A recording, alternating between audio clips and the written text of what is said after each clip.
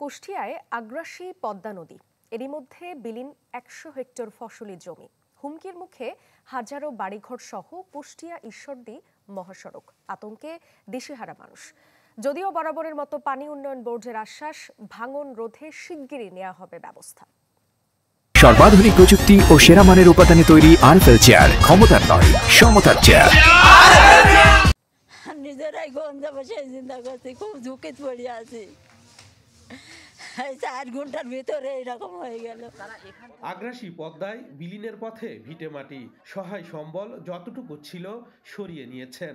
এখন কোথায় থাকবেন সেই দুশ্চিন্তায় দিশেহারা কুষ্টিয়ার মিরপুরের তাসলিমা খাতুনের মতো অনেকে।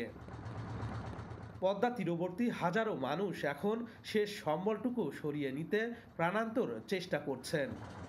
পদ্মার তীব্র ভাঙনে হুমকিতে ভেড়ামারার মুসলেমপুর, টিকটিকিপাড়া ও মিরপুর উপজেলার সাহেবনগর, মির্জাপুর, তালবাড়িয়া সহ বেশ কয়েকটি এলাকা।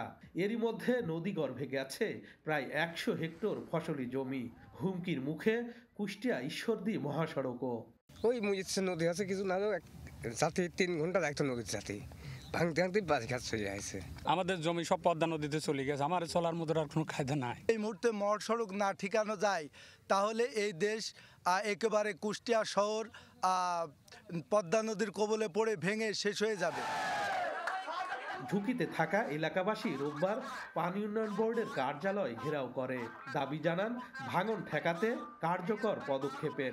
স্মারকলিপি দেন জেলা প্রশাসকের কার্যালয়েও। আমাদের বাড়িঘরের জিনিসপাতি সব আমরা সরাই ফেলছি। এখন যদি রাতারাতির মধ্যে যদি কোনো ব্যবস্থা না হয় আমাদের বাড়িঘর চলে যাবে একদম। সব জমি জাতি সব বাড়ি গেছে। এখন কোন সময় বাড়িটুক চলে যাবে না।